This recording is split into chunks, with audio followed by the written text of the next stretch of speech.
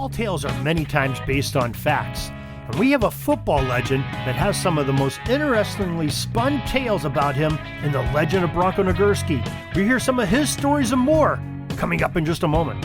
This is the Pigskin Daily History Dispatch, a podcast that covers the anniversaries of American football events throughout history on a day-to-day basis.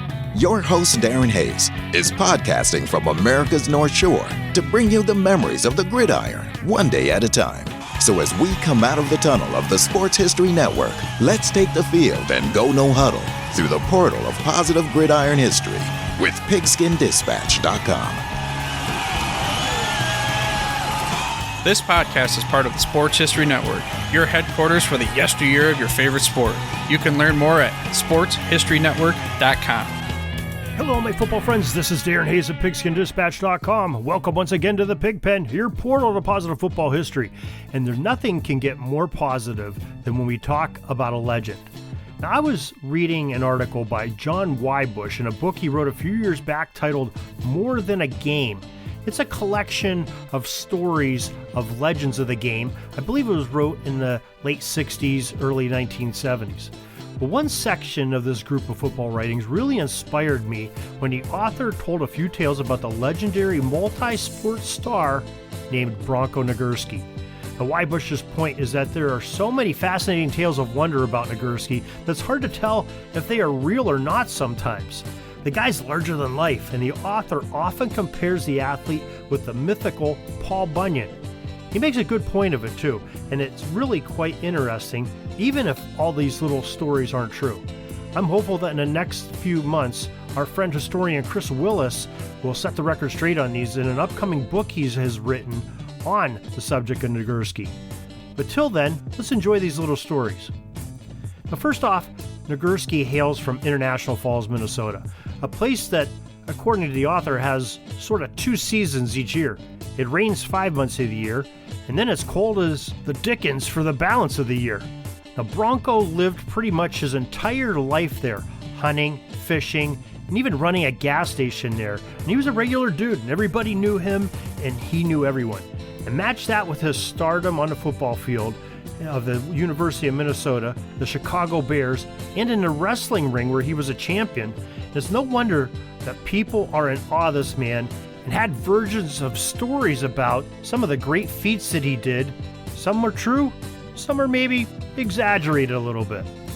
The second point is that he has the perfect macho football name. The dude just sounds tough just by hearing his name, Bronko Nagurski. His real name was Bronislaw Nagurski, a Canadian-born kid of Ukrainian and Polish descent. And even that name Bronislaw, well, that name sounds pretty hard-ass and badass, if you ask me. It doesn't sound like you want to go in a dark alley and somebody says, okay, you're meeting up with Bronislaw. Well, no thank you. I'll pass. Hard pass on that one. Now, we all know that he played in Chicago for a few years alongside Red Grange. In 1932, in what would become the NFL championship game, impromptu sort of, Bronko famously and controversially jumped past the throw to Grange, where the Bears scored late to win over the Portsmouth Spartans. Now, Portsmouth claimed that the pass was illegal due to an NFL rule at the time where the passer had to be 5 yards or more from behind the line of scrimmage when he let the ball go. And they claimed that Nagurski was close to the line when he let it fly. Well, the refs saw it differently, and the Bears took the crown in that 1932 game and ended up winning the NFL championship for that year. Now, surely the men that shared a legendary play and a legendary backfield and on the team bus and in hotel rooms across the country have to have some stories about one another, right? Well, according to Wybush, Grange does have one good one on Bronko. Now, Grange recalls a tale where Nagurski's coach at Minnesota, a guy named Doc Spears, visited Red later in life at his Florida home. The conversation got onto Bronko at one point, and Red sort of drummed up the idea of asking Coach the question how in the world he ever got connected with a guy from International Falls, Minnesota, Nagurski. Well, Spears, he went into one of his famous tales, and he went to International Falls to see some other kid. He thought maybe his name might be Smith. He couldn't remember. Trying to find Smith, he came across a kid, he says, that was pushing a plow around a field by himself, without a horse or any other kind of motorized equipment. Now, Spears took interest in this and trying to find the Smith kid, so he pulls over and asks the kid where he could find Smith. Well, Grange tells us that Spears said the kid picked up the plow and pointed with it in the direction that Smith lived. Old Doc forgot about Smith, and he knew he had to have this guy that was holding that plow. That man's name? Bronko Nagurski. Pretty far-fetched, but interesting. What can I tell you? And we do know that Bronko Nagurski came and played for Doc Spears in Minnesota.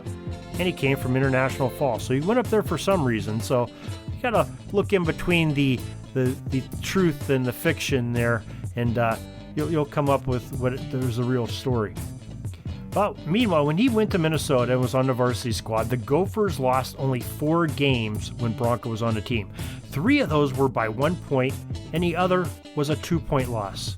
Pretty good record. During his stay on the varsity squad, he played every position except center and quarterback. And in 1929, he did so well that he earned 2 different positions on Grantland Rice's All-American team, fullback and tackle. Yeah, there was only 10 names on offense on Grantland Rice's 1929 All-American team. He was that good. The feature memory of that season was a 12-yard touchdown run against Northwestern, where apparently every member of the Wildcat defense had a shot at him and hit him. But old Bronk would not be denied the goal line, and he crossed it, and the Golden Gophers won that game. And more on Nagurski's determination and talent than anything. He was the captain of that team, and the guys surrounded him wanted to play hard because he played hard. In 1928, that year earlier, he's said to have played a game that the medical staff at Minnesota told him not to be in because he had a severe spinal injury that he incurred earlier in the season. Now, Nagurski instead wore a steel brace and refused to sit out the game. And with time running out on 4th down of a goal line stand, he carried the ball each and every time on in that goal line stand. He finally found pay dirt, and Minnesota took the Big Ten title from the Badgers. And the Badgers, all they had to do was tie the game, and they would have that title. But Minnesota denied them by winning the game because of the grit and determination. Bronko Nagurski, with that very injured spine and a metal brace on his back, carried the ball through a sea of humanity to get across the goal line and win the game. Now, it's feats like these that make a legend. And it's a guy like Bronko Nagurski that becomes legendary. Now, I hope you enjoyed these tales that we have on Bronko Nagurski, especially of his early years in college and some great things, a great story from Doc Spears' coach at Minnesota. We hope to touch some more on this because Bronko Nagurski is such an interesting figure and tell some more stories from his football lore, let's say. And we talk about football history each and every day, though, even when we're not talking about Bronko Nagurski. So join us on this podcast each and every day. Comes out every night at midnight Eastern, and we're going to talk football history. A little bit different subject each and every night. Hope to keep your interest, and we have a great big back catalog library of some 800 different podcasts on football history on PigskinDispatch.com and the Pigskin Dispatch podcast. So hope you'll enjoy it.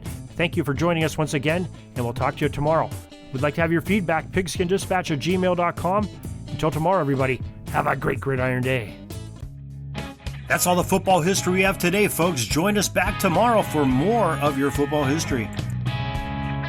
We invite you to check out our website, pigskindispatch.com, not only to see the daily football history, but to experience positive football with our many articles on the good people of the game, as well as our own football comic strip, Cleat Marks Comics. Pigskindispatch.com is also on social media outlets, Facebook, Twitter, Instagram, and don't forget the Pigskin Dispatch YouTube channel to get all of your positive football news and history. Special thanks to the talents of Mike and Gene Monroe, as well as Jason Neff for letting us use their music during our podcast. This podcast is part of the Sports History Network, your headquarters for the yesteryear of your favorite sport. You can learn more at sportshistorynetwork.com.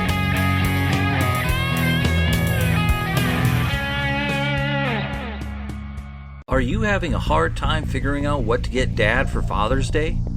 you should check out Row 1 Brand's Vintage Pictorum Gallery. They have America's best sports art.